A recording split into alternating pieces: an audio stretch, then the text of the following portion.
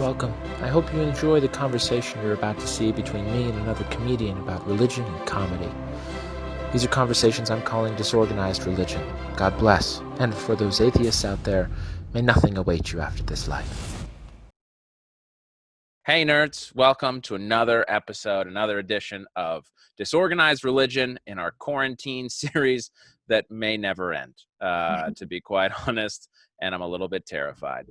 But this week we have the fantastic comedic stylings and comfort of Bridget Sell, who you can find on the Laugh Factory YouTube page, which is pretty darn cool.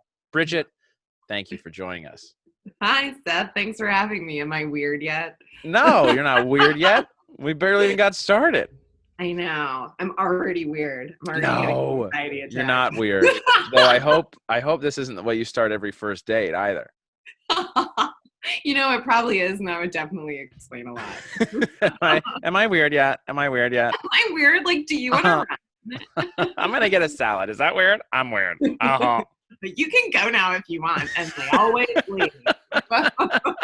We'll meet up later. It'll be fine. Yeah. Oh my goodness. How have you been doing with the coronavirus and with quarantine?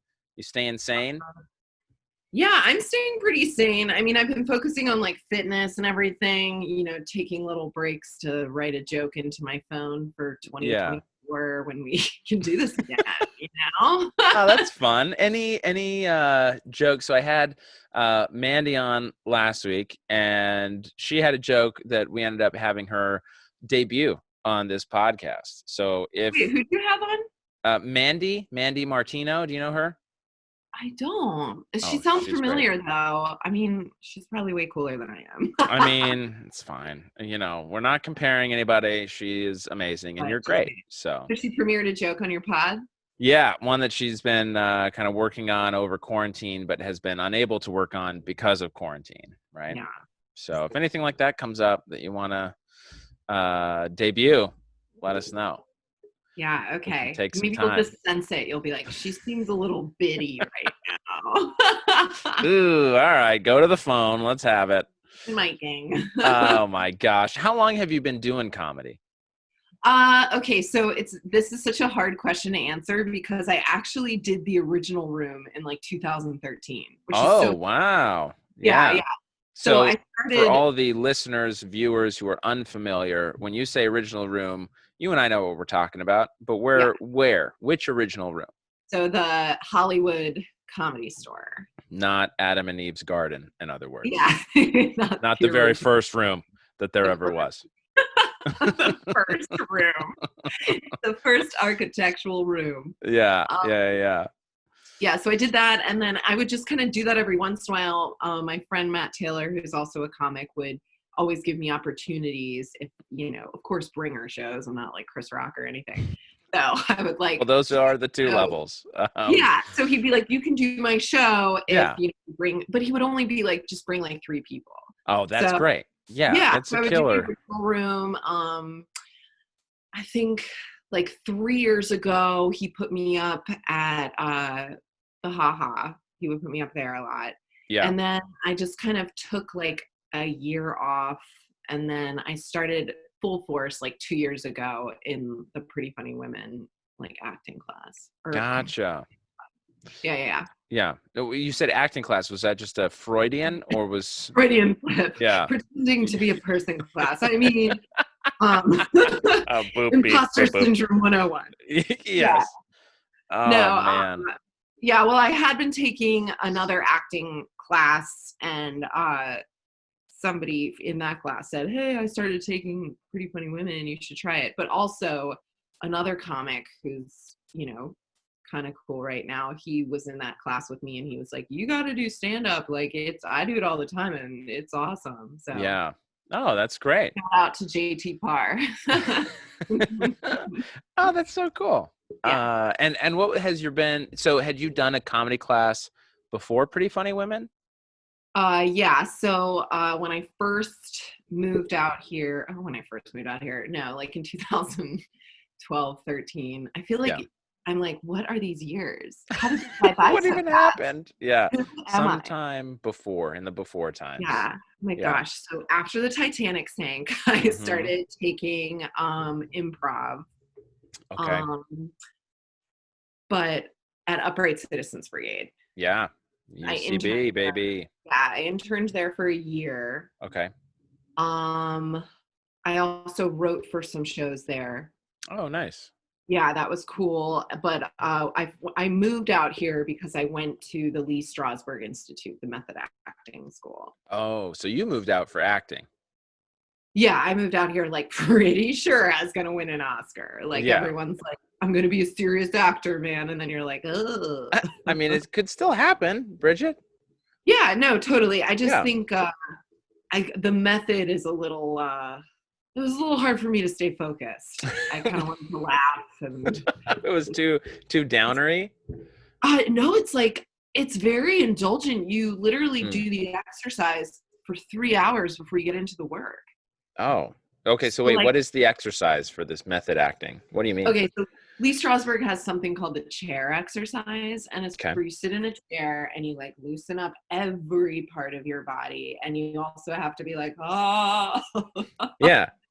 Apparently, Charlize Theron did it for 2 weeks and was like, screw this. So like I basically felt a lot like that, but I didn't want to Yeah. say anything. And like everyone who would be like, I want to sit in the chair and really, I'd be like, I can just get there. Yeah, I can do it. Let's just tap it in. Switch the I know, switch, like I right? can think of something sad and it doesn't take 3 hours, man. Yeah. Interesting. Okay, so you left that you dropped out of that But class. I didn't drop out. I graduated with a year certificate. Wow, good for you. Cool kids, right? Yeah. So Gotcha. So what drew you to stand up then? How did you make the move from serious actor to stand up? so this is the kicker. So I lived in my old apartment before this one. I lived in a 2-bedroom, and Okay. I lived with my boyfriend in one room, and in the other room, it was kind of like, one person would be there, then leave, and another person would move in. And Yeah. eventually, this girl moved in who was a Wiccan. Uh, Nice. yeah, and she was like also in like everything. Like I still watch shows and I'm like, there she is. Wow. um she was like, hey, like I met this guy Matt Taylor, he's gonna put me in a show in the original room, want to do it? Like, and I was like, yeah. So that's how Yeah. I got to go with Matt Taylor.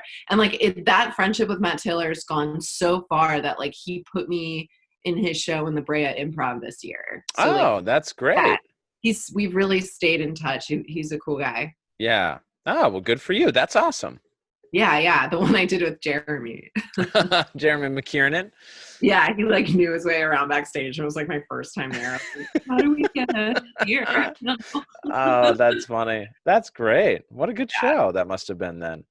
Yeah, it was. Oh my gosh, Seth, you're literally like, you could just say like, hey, this pen, and the audience is like, oh. It's like, okay, cool.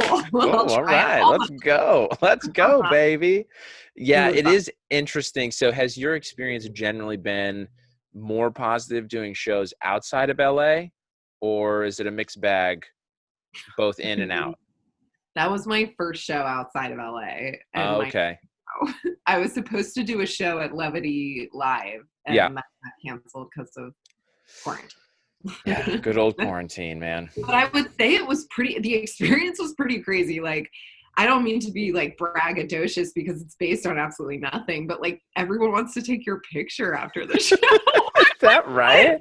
They're like, oh Yeah. my gosh, she must be big. And it's like based off of like nothing. You're Oh, like, come on. You're up on stage. You're up on stage. You're but crushing it. yeah, I mean, that's what's cool. It's like they're like, just because they're not in LA, like just as smart as we are, but meaning like they're not around the fact that there's a lot of us, just Yeah. Hopefully I a love lot that I felt special. less. Yeah. Yeah. I hope there are a Yeah. lot less of us after quarantine. Oh yeah. I'm Just hoping because this I'm a weeds selfish out. person. No, I'm on board with that. Nice. Good. Good.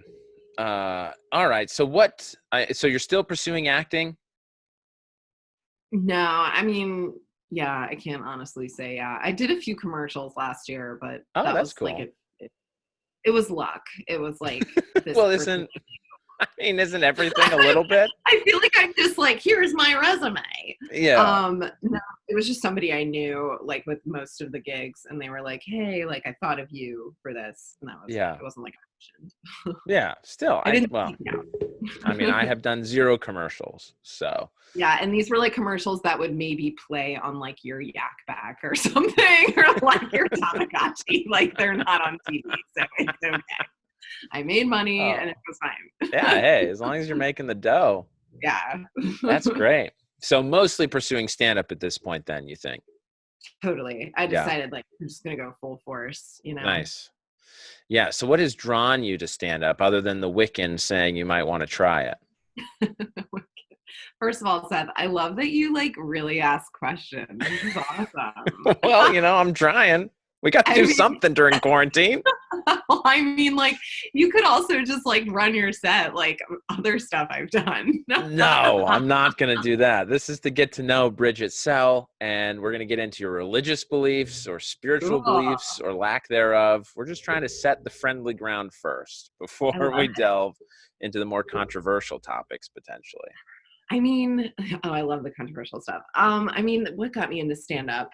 The fact that it was the immediacy of it, like the fact that I was taking an acting class where we would get these scripts for stuff that we were never going to book right away. Right, sure. It would be like a role Meryl Streep would get. And I'm like, I might as well. And then there was a class that was so honest that we would just play like the waiter and like, I was like, okay, this isn't even fun. Like, yeah. So finally just was like, I want to do something where like the gratification is immediate. You're up there, you're in control. And if you can't get the crowd laughing, that's on you. Like you have to work a little harder. And there is like no greater win than having a crowd seem like they're going to hate you and then just like winning them back. Yeah. Yes. No, that's absolutely true. You're kind of screwed. Yeah, I agree with you 100%. So I feel like with stand-up, it's great when things go great, like you're talking about this immediate gratification. How do you deal with, and I know this doesn't happen to you often, but how do you deal with the negative immediate response? A bombing joke. I don't know if you've been heckled. Yeah, I've been heckled. Yeah. How do you deal with those experiences? And what are those experiences like for people who would be interested in doing stand-up? How would you describe those experiences, and what strategies do you have for dealing with it? I'm just laughing because my brain is like playing through every single bomb city. Oh man. I mean, I'd say you get through it on your own. The hardest part of a bomb is when it has to bounce off of somebody you respect. Like when you walk off stage and you see a bro that like, you both do comedy together and they're just like, yep, okay, that was a set up there. And you're like, cool. But that feeling when nobody's laughing at a joke that's usually a slam dunk, you got to get used to like the part of you that just died will come back to life. I did a show for a motorcycle bar once. Oh, and they yikes. didn't care about my dating problems for sure. Yeah. Interesting. Well, I'm sure most of them are just like, I'm single. Why don't you just date me? Yeah. Like it's kind of hard because like my comedy is kind of self-deprecating and it is weird. And I mean this in like the most honest way. Yeah. If I look too dressed up for a show, a lot of my jokes won't work. There's like a certain way I have to look for my jokes to work, or else it's like, what the fuck is she talking about? And yeah. Like, well, when my hair is this way, you don't want to talk to me. Just like, trust me. Just trust me on that. Trust me, I can look like a lot of shit. Yeah. Like, I mean, I feel like I'm sounding so like, look at me, but like, it's such a true thing for women. Like, we think, oh, if I look really good, like I'm gonna slay, but like it's sometimes like you kind of have to be a blank canvas up there for your jokes to work. Yeah. Well, and I guess just from observing female comedians, I think male comedians deal with the same issue. Oh, okay. Well, I just mean I talked to Robert Schultz, and he's not super self-deprecating as far as physical looks go, Okay. but he's also a good-looking guy, right? So if he got That's up true. and talked about how ugly he is, I think in a similar way his jokes would not land. Yeah. Whereas, No, it's I true. can get up there and be like, "Hey, I'm a fat married guy. I don't need to impress anybody." Well, yeah. And people will be like, "Yeah, that's so true. We can totally tell that you're not trying anymore." I think both genders have to deal with it, but I do say and sense that it's more poignant for women. Yeah. I mean, across all professions, women have to deal with appearance infinitely more than men do. hmm Well, it's So, just yeah, about how you feel comfortable in your jokes. And I feel, and I think a lot of comics I'm friends with feel most comfortable in some chucks, some jeans, and like a yeah, top, and like really just like be anybody in our story. We're free to be animated. There are some shows that like require you to be super girly and wear heels, and that's really, really hard because it's like, now So I'm a clown on stage. do you change your material for those shows, or do you preface it by saying, something like, "I don't always look this way. I just had to, and it took me Okay. 12 hours." So this is so specific, and I wonder if this will even translate. So I did the show at the Laugh Factory, and I, had to wear a dress because of the brand of the Yeah. show. So when you say the show, what do you mean? So the show, it's the Pretty Funny Women show. Yeah. Okay. Got it. It's no longer a show at the Laugh Factory, but it used to be. Right. And we would, go up wearing a dress. But Yeah. I knew that I had practiced these jokes like in my comfort wear per se. Yeah. Right. These jokes are animated. I have to play each character, and this is how it's going to go down. But I'm in this really slim fitting black dress. Yeah. And I know when I do these jokes, I'm usually like letting my gut loose, like kind of just being like, hey. So the way that it translated on camera, people were like disgusted by my body. I got body shamed beyond reason. And like I felt so Wow. hot that night. But once I got on stage, I've become this like it. So wait, why were you body shamed? When you say body shamed, Okay, so I've lost 15 pounds since that show. wow. Hey, But I congratulations. was kind of in a weird place where I was like maybe like drinking or eating more, but it was all in like good fun, like because I was like going out with comics more, whatever. Right. Things Okay. internally were great. Maybe externally, I was eating a little more, drinking a few more beers. So Sure. I remember like doing that show. I'm thinking I looked great, but on camera it was like, oh, Bridget's had a few like things to eat more, or like I just looked a little like. Even my Man. sister was like, "Why would you pick that dress?" Oh I no. was like, "I don't know. I'm thinking of like burning it during quarantine, like lighting it on fire and being like, here you go, everyone." Yeah, I got rid of Some it. of my favorite insult, yeah, my favorite insult under the picture or under the thing was her body is shaped like a bag of laundry. Oh my gosh. That is awful. But it gave me a great joke because then I did jokes Yeah. where I'm like, what if I went into Gap and was like, I don't need a medium, but do you have a size bag of laundry? It's so Wow. specific. Yeah. Yeah. That's what makes it so hurtful. The thought, the amount of I know, thought but that I goes mean, into that. everybody gets so pumped about, the exposure of those videos, and Yeah. it really is a cool opportunity. But the human side of you can't help but be like, but I looked fat, I guess, because people were saying that. I mean, it's like, Yeah. wow. Well, that part's bad. I mean, but you say that your humor and what I've seen, its accurate portrayal, right, is a little bit self-deprecating. So maybe in the long run, it helps, right? Because then Yeah, no, your it set may have definitely hit made harder. me. Yeah, it made my skin a lot more tough too, like Mm-hmm. to those bombs. Like when you Right. experience like people you didn't even know existed in the world messaging you like about your body, you're like, this Jeez. bomb is Yeah, I can fine. handle this. At least I agree with the people here. Yeah. I know exactly. So what strategies have you developed to deal with the bomb in the moment? I mean, I understand there are mental strategies to say, I'll do another show. I'll bounce back. This isn't like, no bookers are here. So what does it matter? Mhm. But as far as in the moment, how Mhm. do you fight the urge to just run away, or maybe to even just bail on a joke? Okay, so I've never bailed on a joke. Like, I'm gonna finish it. Yeah. Um, it's pretty simple what I do when I'm bombing. I get louder. It's not a bad strategy. I decide that people need to fucking listen then. Yeah. Oh, interest. Yeah. So you must not be paying attention, and Yeah, that's why these aren't hitting. Very sorry. nice. I get this cussed. That's okay. I'll just Okay. so and so listeners are aware, in case you haven't seen it already on the YouTube or on the Spotify or wherever it is you get your podcast. There are two versions of every single episode. There's an unedited for the grown-ups and an edited for those who are moral, and that's the I way noticed do that. I noticed it. that. Yeah. So you be yourself. Don't even worry about it. Cool. So you just get louder. You get more aggressive.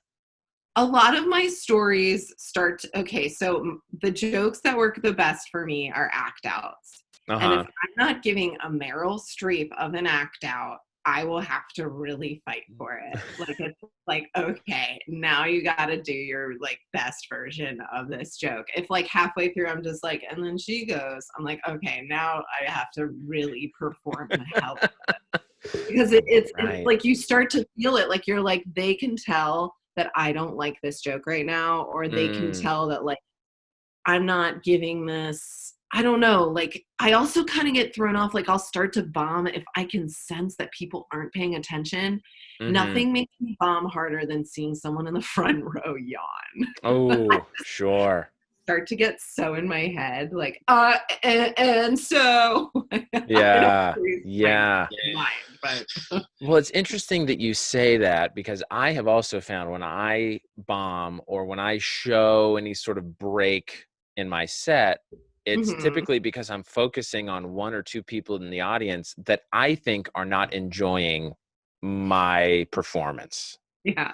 And then I suddenly try to tailor it to them, and for no reason at all. 50 other people might be having a great time, but I'm like, Gwen and Sam don't like me.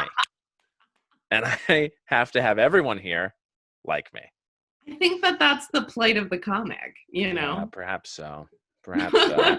I We're don't like, know. everybody needs to be happy, but I mean, it's a gift, it's a curse. Yeah. Well, and my wife has noticed this about me, and she will say, ignore these people. Yeah. You're not performing for just them. Like, everybody else is having a great time. So don't ruin it.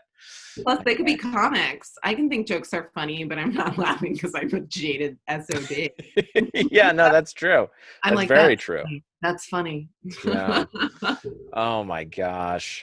So, have you done Zoom shows or Yeah, online shows, Twitch shows?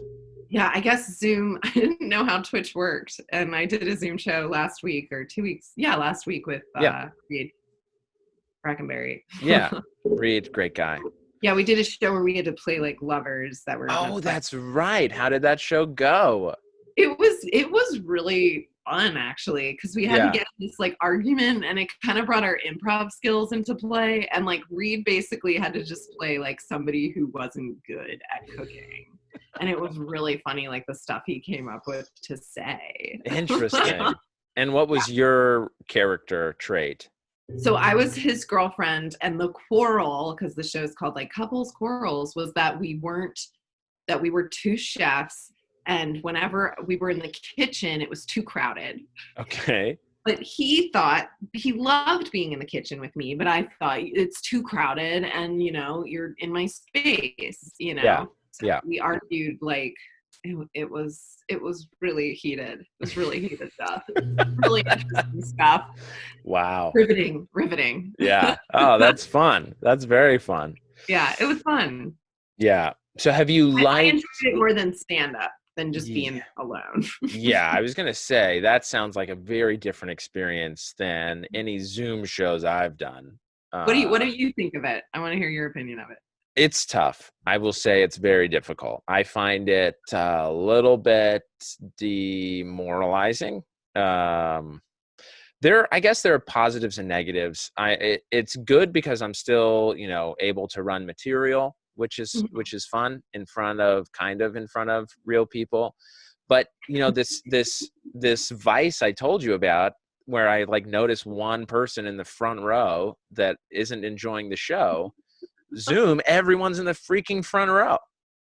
So now I'm watching 50 people all at the same time.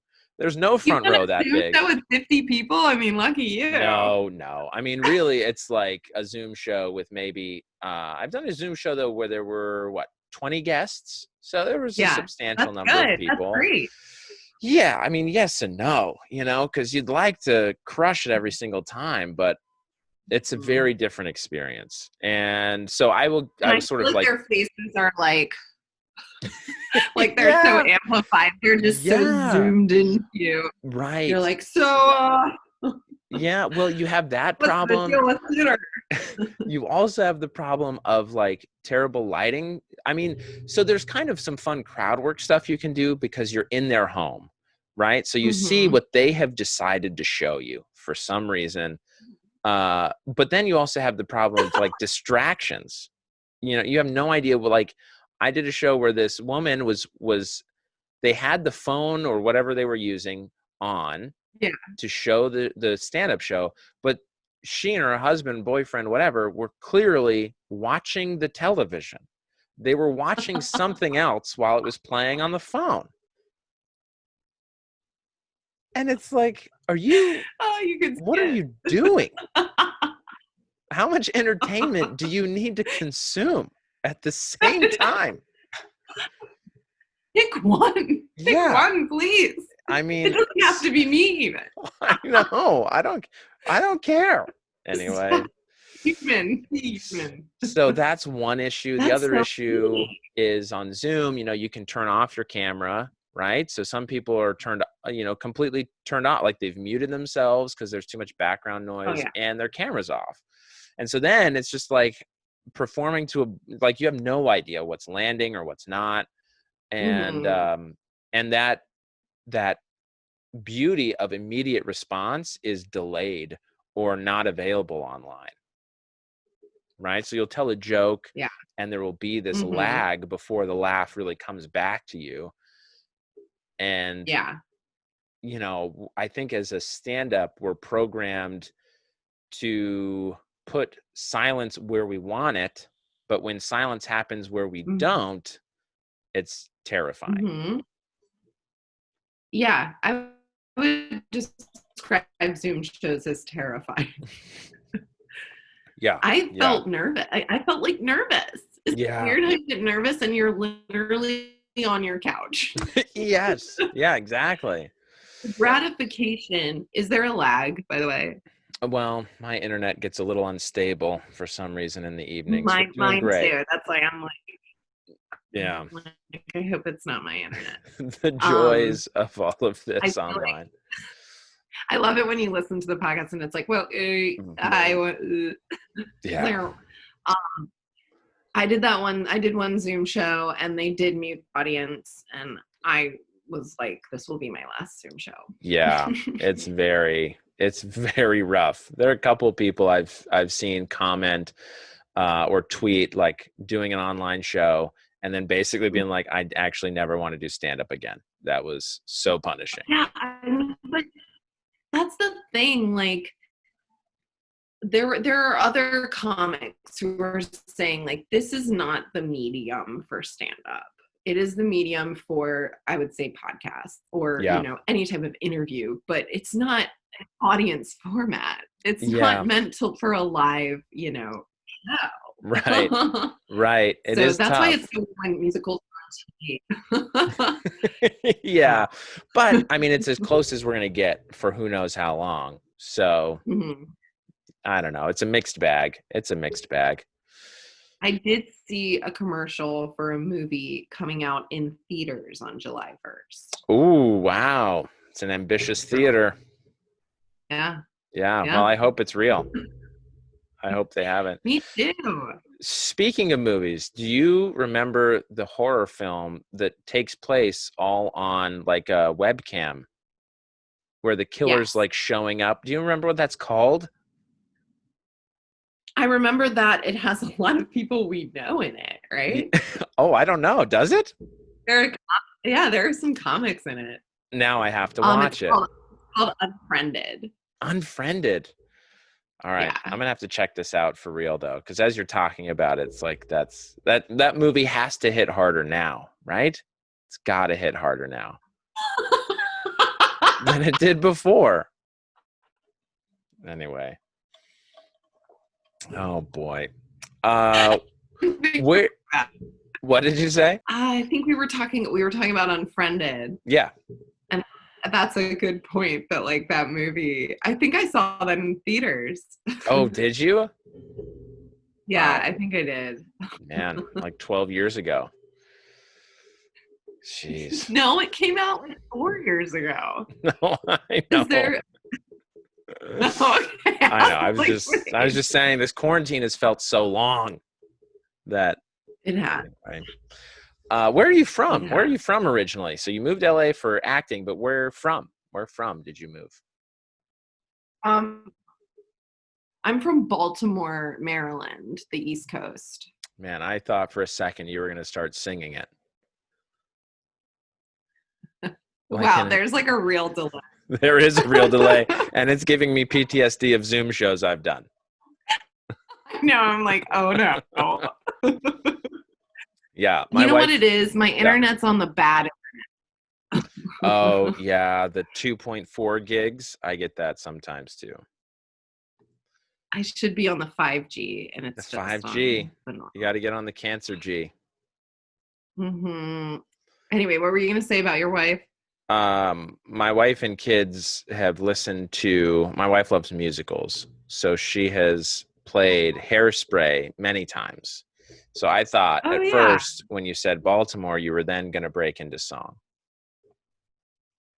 Good Morning, Baltimore. Yeah, that's the one. You got it. Yeah, I mean, that was a big staple of the town. In fact, a big thing as teenagers was, so Divine is like the lead in the movie. She plays like the cross-dresser, I guess, drag queen. Her mom. She plays her mom. Yeah. I mean, John Travolta in the movie, right? Which movie, though, are we talking about? The Ricky Lake one, the first one. Okay. Yeah, gotcha. The original one from the early 90s. Right. Yeah. Anyway, so the house that Divine lived in was like apparently owned by a bunch of kids that like we would party with. Oh. And they would say that like when you were in the house, you just wanted to keep partying, and they thought that they claimed that it was because the residual energy of the like partying that went on. Oh my gosh. I mean, it was haunted by Divine. Yeah, of all the spirits to haunt a place, a partier is probably not the worst, right? That's great. You would suddenly get motivated to feel good. That's an amazing ghost. Yeah. It's a fun ghost. So Baltimore. Wow. Yeah. So what was your experience like growing up? I mean, we're going to move now to the religious stuff. So were you raised religious? Cool. Yes. What brand? Catholic. The most popular. Nice.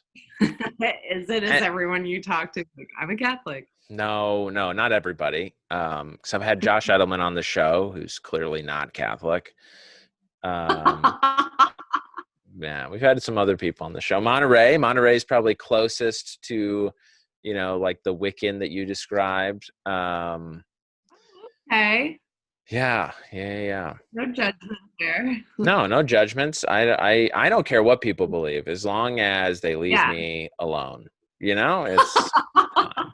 Which is very hypocritical of me to say because I don't leave people alone. Catholic. So like you went to mass every week, or what brand of Catholic were you? Every Sunday I went to Catholic church. I went to Catholic elementary school, Catholic middle school, Catholic high school. So very Catholic. yeah, boy, girl, elementary. And then in 6th grade, I went to a school called Maryvale Preparatory School for Girls. And I went there till I was a senior, yeah. So I wore Jeez. like the blazer and the skirt and Yeah. all that Yeah. stuff. Now hold on, go back and go into more detail slower if you could, please. That would be great. Um, Oh gosh, I so wore the very beehive. Catholic then. Like, did you have nuns teaching you in school? Is that the Oh yeah, level? Yeah. nuns. Some were nuns. A lot of people like weren't nuns. I mean, I remember the religion teacher's name was Sister Dot, Sister Uh-huh. Dorothy. The head of the school was the headmistress was Y- Sister Sean McGuire. So Uh-huh. very like Irish. But what was really cool is that our school took place at a castle that was built in the 1920s, My and it gosh. was built by this. Yeah, it was built by a family named the Wicks, and he built it for his wife who was like really sick. Yeah. And anyway, John they would Wick, throw all right? these. No, Yeah, just John Wick. kidding. It's crazy. I know. I take things full circle. Yeah, it's amazing. um, And then he went on a so flight yeah, to, yeah. he built this castle though, and he would throw these parties, and like F. Scott Fitzgerald would come, and like it was a really cool school. And then he Wow. donated the school or the castle, which was his home, to the Sisters of Notre Dame de Namur, who made it into a school. Got it. Now, were you also inspired to party at school, given the residual ghosts that remained who partied in the castle? Was Divine there? No, you couldn't party at the school, but they did have dances in like the Great Hall. Oh, sure. Now, for the Great Hall dances, did you guys like meet up with the boys prep? Yeah. Yeah. So like the all boys Catholic school that was like our brother school. There was St. Paul's, Calvert Hall, and Loyola Blakefield. So my brother went to Loyola, but we Uh, basically hung out with the Loyola the boys. Loyola boys. Big Man, laughers, that's amazing. man. Yeah. So did Yeah. you ever have a personal connection with the Catholic faith? Are you still Catholic, or how do you identify now religiously? I identify as Catholic, and I've always what's cool is that I moved out here when I was 22, and like the part of me that like wasn't sure about like I had already decided like I believed in God like at a really Hmm. young age. So like I never really felt like I'm going to be like a doubting Tom about it or anything. So Yeah. it's just kind of something that I discuss. Yeah, like I discuss it more with people that understand it. I don't like people who make me feel like he's like oh that's just Santa Claus for adults. Like that's always a conversation I don't need to have. Yeah. Yeah. That's a very Like, trust me, interesting. there might be a day where you're asking something to help you through something. Don't come Yeah. to me. Yeah. Well, see, and that's actually a bit that I've been trying to work on, Mhm. comparing all of the very enlightened, atheists or agnostics who are like, oh no, you just got to meditate, put it out in the universe. That's Mhm. also called prayer. Yeah, It's like the exact same thing. I don't understand what you're yeah, making fun of me for. So exactly. there, yeah, yeah, It's yeah, also funny people make fun of that. Like yeah, it's just always been something like oh that's something to make fun of someone for. I didn't know that. yeah, yeah. So So you growing up, then how I you was were raised. So around, yeah, you were around a lot of other people who also believed in God, I would take it. yeah, like every guy I dated had a St. Christopher medal. Like it was just Wow. like yeah. And then I lived out here with a boyfriend. We lived together for like 3 years, and like, so like I've always been kind of like believing in God, and Yeah, so is my partner, I guess. yeah. So what does Saint Christopher mean?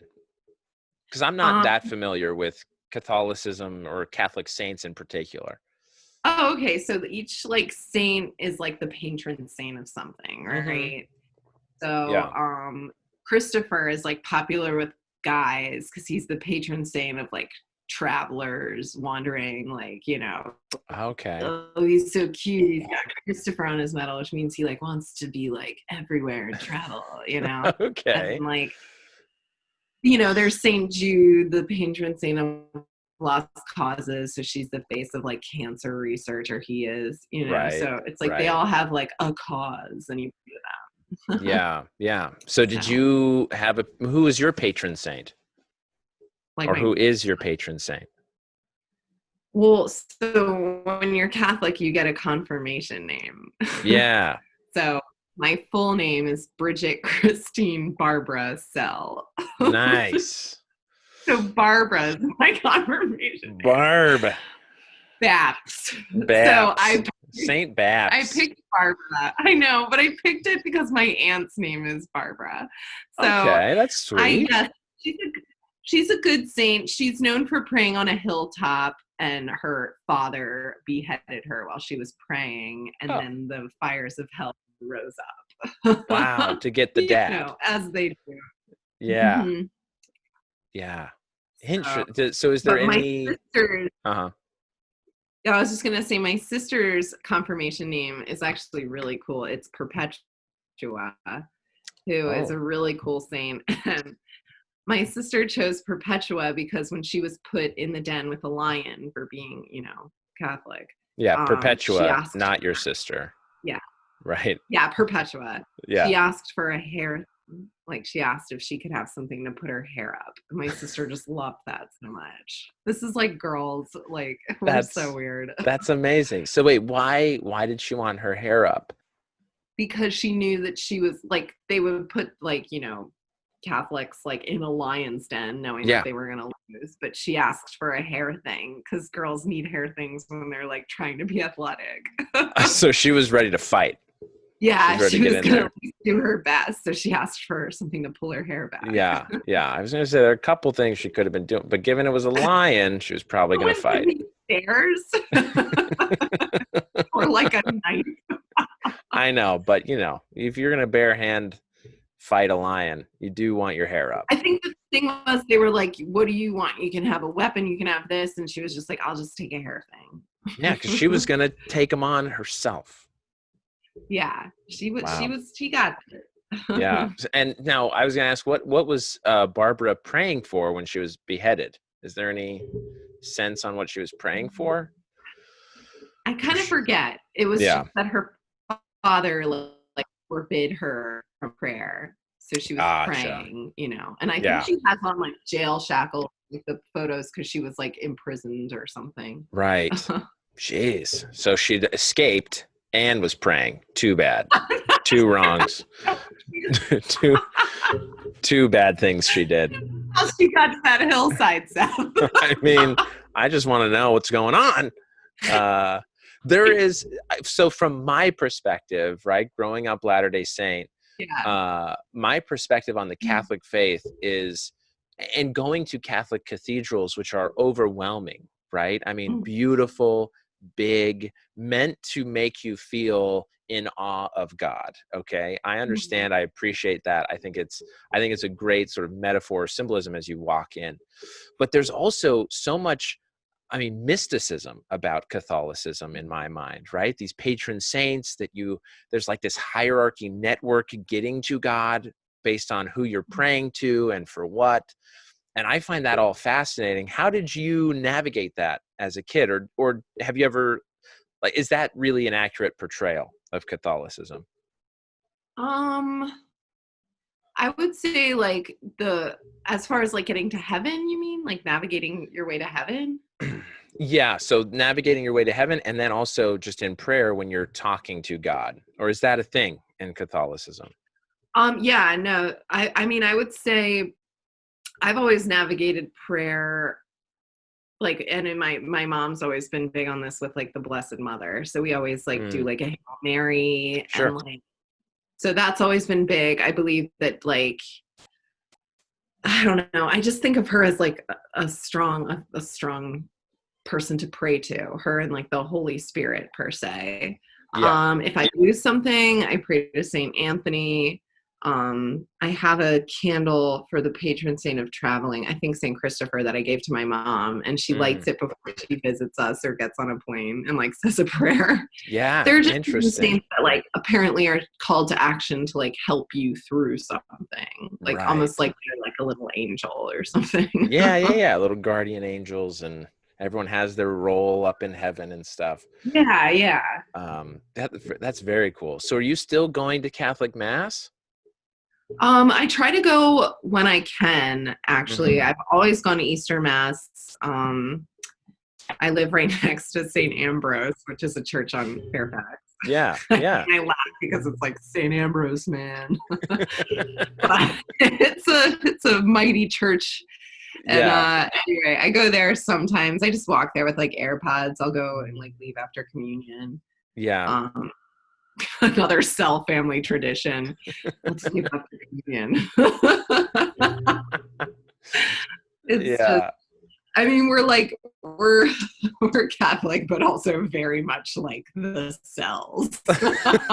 Well, you gotta. Mom, we're not supposed to eat an hour before church, and she's like, "Just eat something." And I'm like, "Okay, thanks." Don't be ornery at church. I know, right? Yeah. Oh, interesting. That's great. That's very cool. So do you think, I mean, as you think about a future family, given your experiences growing up, I guess, let me ask this first, and then we'll get to how you would raise your kids, you think. But for you, was religion, I mean, Catholicism is often also thought of as being quite repressive, right? Sexually repressive, and sort of guilt laden. Did you feel that growing up? Has that? Yeah, there were moments of guilt. I mean, I think that like everybody should experience some level of guilt, right? Because we all do bad things, and we should feel badly about those bad things we do. But typically, the way people paint religion as negative is they make like religion is made to feel or to make you feel way worse than you should feel. Yeah. I think that when you cling to the idea that religion is meant to structure the way you're supposed to be, you're gonna run into this idea that like, oh, if you do this, then there must be some kind of like penalty or like, but I've always felt like with my religion, the cool part is you can, keep the good parts, and that's the part that you believe in. And like, I actually had to have a long conversation with a deacon because I had to be a godmother to my nephew. And you had to be a godmother to your nephew? Well, I mean, okay, so they make you like take this class in order to become a godparent, but they don't really make you. My sister made me. And I was like, I have this certificate. She was like, cool. And I was like, well, who do I give it to? She was like, oh, you didn't really have to do that. I just thought it was funny. I was like, Becky. I was sitting like talking to a deacon with a notebook, like, Wow. Yeah. Interesting. He told me, he was like, what's your idea of the Catholic Church? And I was like, honestly, like positive, like I believe like in a lot of the good. Of course, there's side that's, not, hasn't been very kind to like, like you can be gay, you can be straight, you can be whatever. And he was like, well, we're a Catholic church in the middle of West Hollywood, so we're a little more liberal. He goes, we have LGBTQ Sundays. Yeah. And I was like, what's that? He was like, well, we have snacks and gatherings, and I was like, oh. He was like, we like to believe that we're changing with the world as well. So that like actually made me feel better. Like I was like, he was like, each church kind of does their own thing with it. Yeah. It's like, okay, cool. Sure. There might be a pope out there somewhere who says something, but we're also just trying to make it work.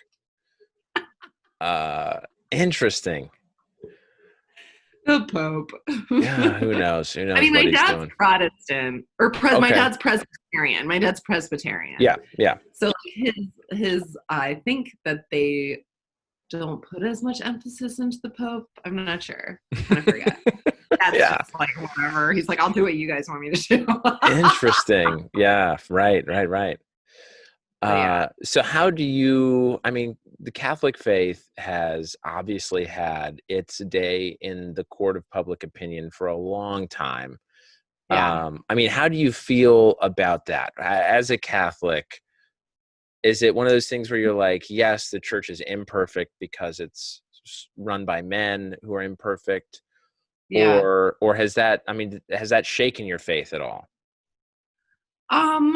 Well, it's really interesting because there are like so many things that have touched upon this that have, obviously surfaced in the last like 20 years. And, Yeah. one thing is like, the whole altar server and like priest thing, which is just so interesting because like I just watched John Laney's stand up last night and he was like, I know what you're thinking. I was an altar server. So whoa. And he was like, it was just a boring job for me. Like it wasn't any of the stuff you're thinking. And Right. like same, like the priest was just this old guy and he didn't care what we were doing. And like, so Yeah. it's like, it is unfortunate that there are bad experiences, but like I didn't grow up in that. Like a lot Right. of the priests were like Father LaPorta and like, they would just whatever. But also like there was a documentary called The Keepers Yeah. on Netflix and I was watching it and all of a sudden I was like, oh my gosh, one of the guys who said like a priest did something to him was my dentist. Wow. It was like Yikes. Yeah. I know, and we knew the family was going through all this drama, and like, now I know why. It's on Oh Netflix. man, that is terrifying. Yeah, so Interesting. crazy. Yeah, yeah, yeah. Hmm. I mean, obviously he was younger, but in Right. adulthood he was my dentist. Yeah, yeah, yeah, yeah. Man. Yeah, well, fair enough. All right, one last question, and then we'll get to the moment you are excited about and cannot wait for. My last question for you, Bridget, is: have you felt hoodwinked by religion? I feel like a lot of people in our generation, in particular, who were raised religious, grow up and sort of they have this mentality of breaking free of the shackles of religion and Mhm. coming to this greater understanding of how the world really is, how the world really works. I mean, Mhm. given that you still seem quite religious, do you feel like, Same Bridget, right? yeah, I mean, uh, do you feel hoodwinked by your religion, or do you feel like there's something out there that you're missing out on? I mean, I think I don't. Yeah. And this is why. Every time in my life, and I've said this for years, I've been like, why did this happen? The famous "where is God" question. Yeah. There's always been a reason for it. And Hmm. and it's like, even though there are people, like there's one comic who's like, no, sometimes you get cancer and get hit by a car the next week. Like sometimes things are just bad. Yeah. But Right. it's like I feel like at least in my life, everything that's fallen apart literally was like, oh, because this was supposed to happen. And Mm. like I've kind of gotten stronger in my religion in that I'm like, it really is about just kind of like letting it go and just kind of going for the ride and like holding on to this idea that like something was supposed to be another way never helped me. Like I've just Mm. always been like, I'm Catholic. I believe God has a plan. I believe that like, there's a heaven and, that it's a better place and that this is nothing compared to what we're in for. And like, Yeah. this is even great. So Yeah. I don't know. And I've never been ashamed of the fact that I believe in that. My mom's such a Catholic lady. She's only missed, this is the first time she's missed church ever in this quarantine. Oh, She's so wow. sad. Yeah, that's impressive. Yeah. Even Wow. she's an impressive lady. Yeah. Well, I think you're an impressive individual as well. So thank you for Oh, sharing, Bridget. Thank you so thanks. much. And now, what's the deal with Mormons? Well, you have to say it like Jerry Seinfeld. All right, I got to get What? into the Jerry voice here. Let's see. What's the go-to phrase? Uh what's the deal with Mormons? What's the deal with Mormons? something like that, right? What's the deal with that? What? What's the deal with Mormons? It's great. It's making me laugh. Oh, good. Oh, good. So what questions do you have? Now, when we had our Instagram conversation, you mentioned you had to go to your mother for this. And this is what I think, and this is my problem with why I can never beat my wife in an argument. I think women band together behind the scenes. So she's already talked to 3 other people about what I've done wrong and has all these. I'm just by myself, you know? St. Christopher-ing it up, traveling around on my own. Right? Yeah. So what have you and your mother come up with regarding Mormons that you're curious about? Okay, well, first I want to say that every question I would come up with, my mom would go, "Oh, Bridget, don't ask that." So I'm like seriously like kind of worried about one of No, them. I want you to actually ask feel all weird of. asking. No, I want all of these Like even if questions they're now. kind of weird. Okay, well, the Yeah. obvious one. I was like every question I was like, well, then I'll just ask this. She'd be like, "Oh, Bridget." But anyway, so we'll see. So here's like an easier one. What's the All right. dietary restriction besides alcohol? Got it. So this is question regarding what we call the word of wisdom. Um, Okay. yeah. So this was a revelation, just so you have a little bit of background. This was a revelation that Joseph Smith received um, in after he, I guess, in the early days of my church in the Americas and North America. Joseph Smith would meet with other men and other leaders of the church, and they would have a school of the prophets, is what they called it, where these guys would study math and language and all sorts of things. And these guys were smoking, spitting tobacco, and drinking alcohol, coffee while they met. And after their Mhm. meetings, Joseph Smith's wife, Emma, would be left to clean up as Joseph sort of ushered everybody out. So she was complaining to Mhm. Joseph one night, being like, I am done cleaning up all this gross tobacco nonsense. It is disgusting. And I don't think anybody who thinks that they are communicating with God should be doing any of these gross things. And so he prayed about it and then received this revelation, what we call the word of wisdom. So the dietary restrictions are not very oppressive at all. What we cannot do is smoke. We cannot use tobacco for ingestion. All right. So if there's like a Okay. medicinal tobacco that where you can, it's expressly said in this revelation that you can use the leaf, right? You can cover a wound with the leaf, tobacco leaf, to try to help it heal. So Okay. we cannot smoke. We don't smoke. We don't drink alcohol. Mhm. Smoking includes, drugs, really, right? No recreational drugs. If it's prescribed medication, a-okay. And then the other thing, the more controversial thing, I suppose, is hot drinks, which has been interpreted as coffee or tea. We cannot have those. So no coffee, no tea. No coffee? No coffee, Bridget. No That coffee. just broke my brain.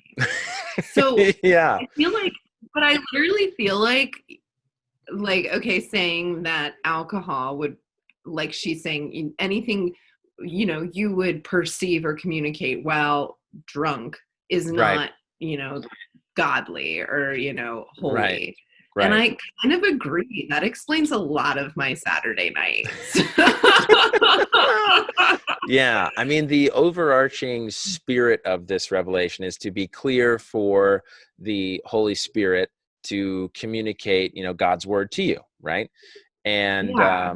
so really, I think the revelation is about addictive substances, right? You shouldn't be addicted to anything other than the Spirit of the Lord. So if there's something that's Yeah. preventing you from feeling that spirit because you're too worried about your next fix, then you Uh-huh. should probably let that go, right? Yeah, it's like a toxin. Yeah. Yeah. Um, Now, that all that's I being mean, that's kind said, of like, nuns being married to God per se. You know, I mean, kind of. like the Yeah. idea that like they don't want, you know, romance with another, you know, Sure. man to interrupt Right. that or whatever. But I do I disagree suppose. with that part of the. I do Yeah. disagree with that part. I think priests should be able to get married. I think they should be able to get married. Yeah. I think you might be Okay. Anglican, Bridget. You might be Anglican. I realize you're not Catholic at all. Oh my But also, like, goodness. I feel like you would be super healthy. You know, you can't smoke or Well, man. I mean, that's what's funny. Some of the fattest people I've ever known are Mormon, and they shouldn't, they shouldn't be. Yeah, I think, for all I've said about addictive substances, there are so many people in my faith that are addicted to Diet Coke. Like they just cannot, they cannot function without a Diet Coke. And Is there caffeine in that? so that's the thing. It's not the caffeine that the revelation is opposed to. It is something else about coffee, apparently, that is just not good. Um, I'll have my occasional Mountain Dew. I Okay. love me a good Mountain Dew. So it's not the caffeine that's the Yeah. problem. There's something else going on. Maybe chicory or something. Yeah, I don't know. I have no Chick- idea. I have no um, idea. I did ask my mom, I said, Mom, what do you know about Mormons? And she said, I know that the church was founded by somebody Smith, Joe Smith, Joey. I Yeah. was like, then she goes, and I will tell you, I have never met a Mormon person that wasn't the nicest person in the world. Oh, it's so I was sweet. like, oh, Christine, and then okay, so here's the question that she didn't want me to ask you. Excellent. Yes, let's do this. She said that the Mormon men, have to wear certain underwear. Do you have to Fascinating. wear that? Yes. So this is the holy garment, and it's not only men Yeah. who have to wear it. Women also wear this holy garment, the underwear. Okay, do you wear it Yeah. every day? I do wear it every day, not for every activity, but I do wear it every day. Yeah. So Okay. we get as a member of the faith, you get the garment after going through a ceremony in our temple called the endowment. Mm-hmm. And the garment is like any other, sort of holy garb. Um, it's a physical reminder of Mm-hmm. a covenant that we make while in the temple during this ceremony. We just wear it underneath our clothing, as opposed to, Okay. Hasidic Jews who wear it outside of their clothing. Or I'm trying to think about it, or the hijab, or the Is it like a sash or like actually like a loin cloth? it is it looks like a boxer brief or boxer or brief. Okay. They make all they when they first instituted it, it was a one piece underwear, like like the old flannel, like with the flap in the back, Okay. that kind of underwear. That's what it was originally. They have updated it many, many times to make it more modern, more comfortable. So yeah, now typically it's a two-piece. Most people wear a two-piece, so they have sort of a t-shirt kind of, t-shirt, essentially an undershirt, and then boxers or briefs that are, made under these certain conditions for the holy garment, right? Yeah. Wow. Okay. I Yeah. literally thought that you were going to be like, I don't know what your mom's talking Oh about. no, no, no, no. She's for real. And it is for men Wow. and women. And they obviously, for men, right? Underwear is underwear. Yeah. It's whatever. For women, it is not that sexy. I will say that. It's not meant to be, and it is not. Um and it's not even, Okay. in talking to my wife about it, it is not that comfortable either. And so there have been some more like pragmatic issues with the garments for women, because women also wear bras, and so Mhm. there's this whole like undercurrent about, well, do you wear the garment top under the bra or over the bra? Because sort of Okay. theologically, right, you're supposed to wear it as close to your skin as possible, but it's very Okay. uncomfortable if it's worn under a bra. So they've done a lot of Word. changes, and there have been some sort of principles that have changed about how people can wear the garment, in particular how women can wear it, so it's more comfortable and doable. Wow, that's so interesting. Wow, you're gonna blow my mom's socks off. She's gonna be like, you did not ask him that. Yeah, Bridget. no, I'm proud of you for asking it. It's a I great went for question. it. Yeah, good for you. So yeah, that's the simple answer. Okay. Yeah. Yeah. Do you want me to ask one more, Yeah, or go should you for wrap it. it up? No, go Okay. for it. So I was gonna ask. I'm gonna do this other one. So since we've been quarantined per se, Yeah. what has your how has your religious practices been stifled, and what do you do as like an alternative? Ooh, so when our church was pretty quick actually to close. So typically we go to services on Sunday. When Mhm. I was growing up, they were 3 hours. You would go for a 3 hour block every Wow. week. Yeah, Wow. yeah. And so sacrament meeting or communion would be 1 hour, and then you would do sort of 2 hours of Sunday school-ish kind of stuff. Mhm. Now it's 2 hours. So the Oh, communion hey. part, our sacrament, yeah, I mean, come on, is that is still Party 1 hour. And then they have alternating Sunday school kind of stuff for the other hour of church. Um, Okay. yeah. So the other, when I was growing up, the other 2 hours, one was Sunday school and one was priesthood or relief society meeting. So the men and women would divide and meet for an hour separately. Now they alternate those weeks with Sunday school or priesthood relief society. Okay. Now under quarantine, our church is, as soon as it sort of came down the grapevine politically that everything was going to shut down, our church immediately was like, great, shut it down.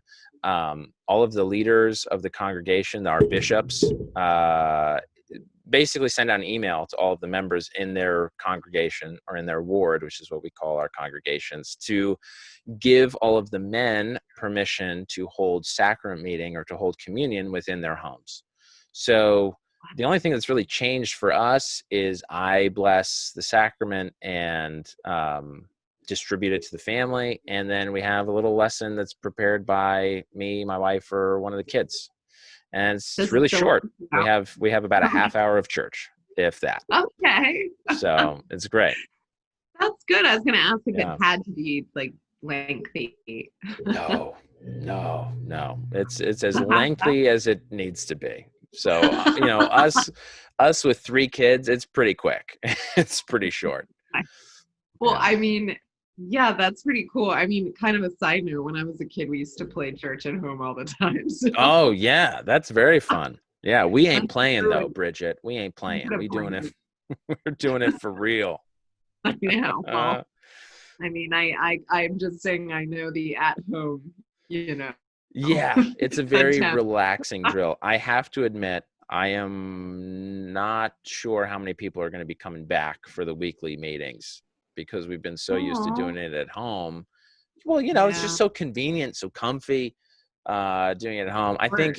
yeah, I'm not sure exactly, we'll phase it back in obviously as a church, but I wonder how many people will be like, you can hold off on me coming back. I'm going to still, quarantine Yeah, for we're safety. gonna quarantine. Yeah, I'm making about Yeah, safety. Uh, exactly. well, that's all I So, got for you. But oh, that's all so right. interesting. Well, I these were can't wait. great. These were great questions, Bridget. Well done. I wrote You said that was all your questions, and you said you wrote down. I wrote down the answers so I can tell Christine, my Oh, mom. nice. Well, good. And tell your mother hello for me. If I she ever will. wants to be a guest, let me know. Oh, It'd be she fun. would just be so flattered. It would be fun to have you both on at some point. Get to know Oh the my God, real she'd be person fun. behind your famous character portrayal.